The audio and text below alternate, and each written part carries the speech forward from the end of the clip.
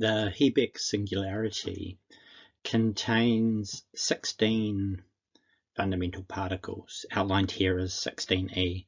So the positron-electron pairs, 8 each, and the number of Planck lengths, 32. So we have in helium 2 protons, 2 neutrons, 2 electrons, and 2 positrons in the SUSY inversion model. And the geometry that's responsible for the emission of alpha particles, and alpha particles contain the quarks in the 2 protons and 2 neutrons in helium. So we have a total of 12 fundamental particles, or the 12 quarks, in helium emitted as the alpha particle. And this is just focusing on a single atom of helium from the He BEC singularity in the supersymmetry inversion model. And what we get is the 4 traveling in. So the 4e going in was actually 2 positrons and 2 electrons. And they're traveling to the center. So from a distance apart of 4e to the negative 14 of a meter down to 1.6e to the negative 35 of a meter. So they're getting closer and closer together in that inward trajectory. So like an implosive explosion rather than an explosive explosion.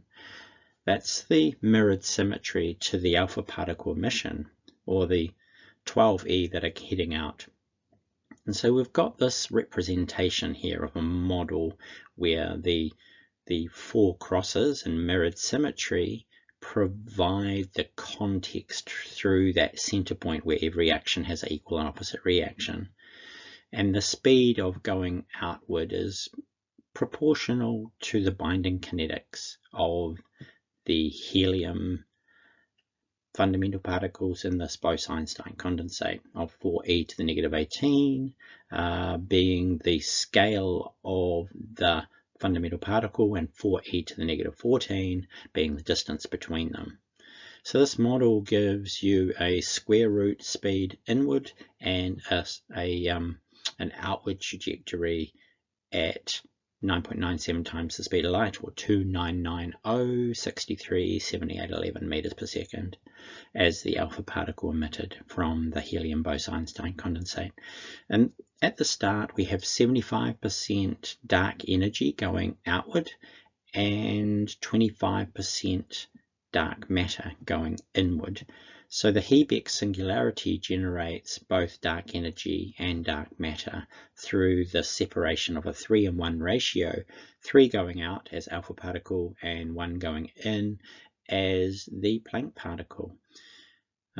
Excuse the Planck length spelling here without the C. This is kind of a bit of a pun by my part, I think, subconsciously.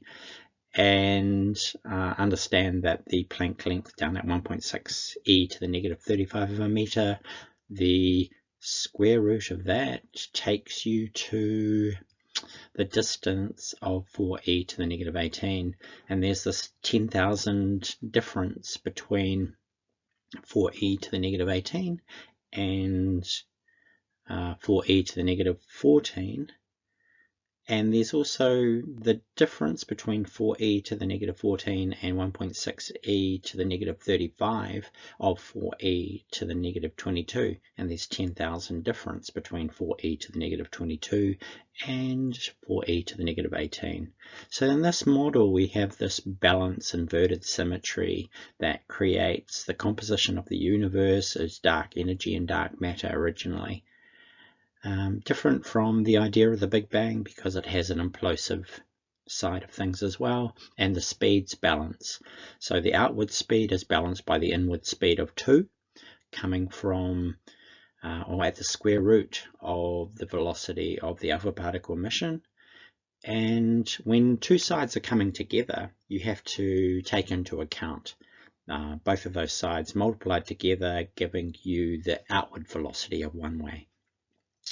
So because there's 4 going in, you have the balance of two going out, alpha particles in opposite through the singularity, and we provide a model that provides a right-hand rule of electromagnetism in this geometry as well. So we can understand the composition of the universe today, 68% dark energy, whereas at T0 at the beginning there was 75% dark energy as alpha particles, and the 25% dark matter traveling inward, and today we have 27% dark matter and 5% matter.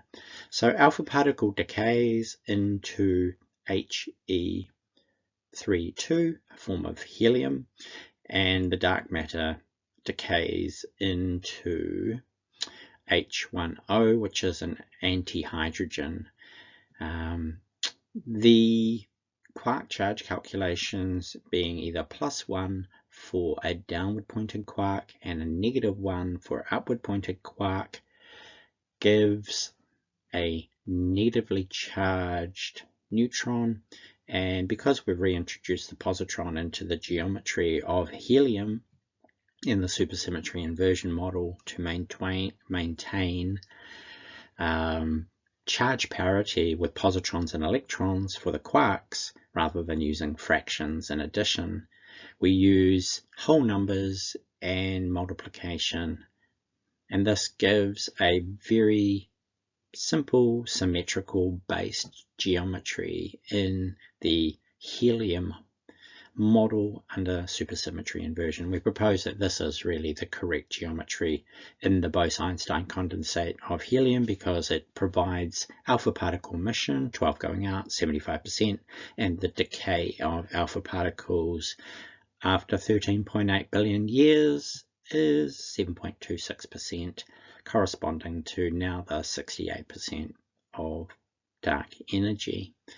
So this model provides a way of understanding what dark energy is, alpha particles, and leading to the cosmic inflation.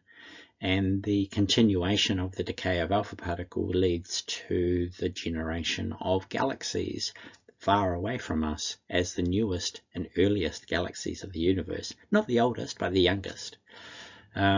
This is quite a different paradoxical way of looking at the universe, because the Planck length is generated today rather than just after the Big Bang in the current cosmological inflationary model, where we have an inward trajectory giving rise to the distance of 1.6 e to the -35 of a meter, corresponding to the Planck epoch today rather than 13.8 billion years ago.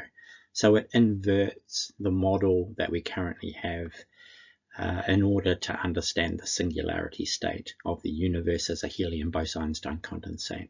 So the lens that I'm looking through in order to see this is actually the singularity and the relationship between 1/c² equaling epsilon naught times mu naught, and the inversion of that of c² equals E divided by m by rearranging Einstein's equation. And I'll talk about that in a different page. Okay, thank you. Hope you enjoy it.